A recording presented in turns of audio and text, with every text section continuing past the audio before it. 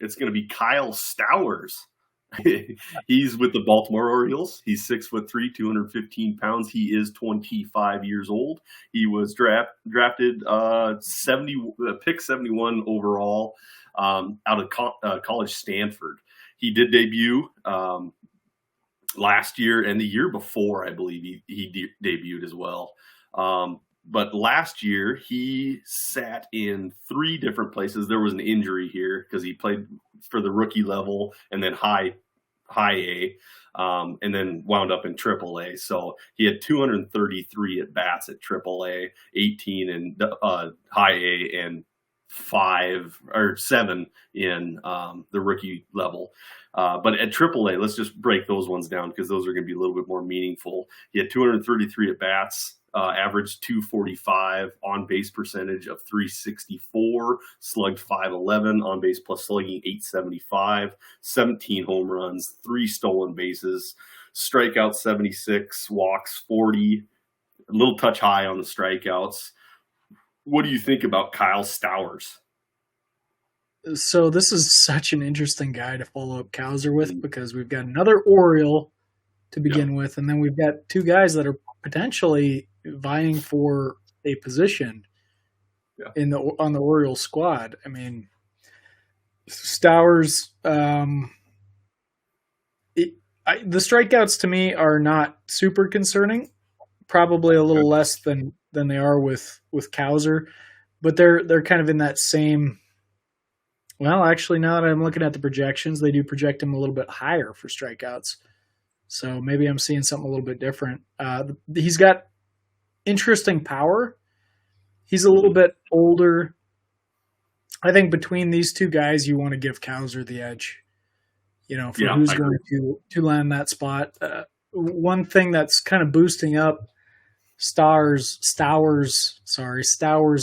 overall line is a couple rehab stints, rookie level and high A, where he just totally mashed.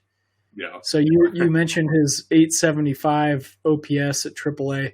On the season overall, it was 954 with a 566 slugging percentage. So he really just mashed at those low levels in his small stints there. I think that's helping carry his ranking a little bit here. So I would give the edge to Cowser between these guys, but STS has him an inch above. Yeah. I would imagine he was just seeing some donuts down in the lower levels and just piss pounding them. Just mashing. Yeah. Yep. Yeah.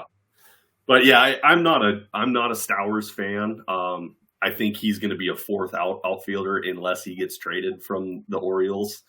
He's not breaking it out over Mullins, Cowser, and who's the Orioles got a plethora of talent in the outfield, and I can't. My brain's not working very well right now. But I don't think they got people coming up that will be vying for time too, or that have debuted as well, like Kierstad, Kobe Mayo. Maybe we'll see some time out there as well. I mean, Mountcastle. Just a lot. Possibly Mountcastle. There's just a lot of guys out there that they're going to be competing with. What else can I touch on? He does have legitimate power that I think is a touch above what we see from Cowser. He's almost 26 years old, though. 3 days from now will be his birthday, and he'll be 26. Yeah. So, in my mind, this is a trade candidate for the Orioles. In real life, I would imagine they can probably go get something a little bit different than an outfielder. They could use some help in the pitching aspect, but that's real life stuff. Which, I mean, obviously it counteracts with our fantasy lives. But I'm not a Stowers guy. I'm not buying or selling here. If I own him, I'd probably hang on to him, but I'm not going to get him. I'd agree with that. I don't think he's a go get him necessarily.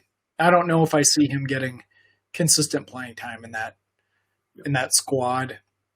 A trade maybe opens up some opportunity for him, but even so, I think he's kind of fringe. So Yep.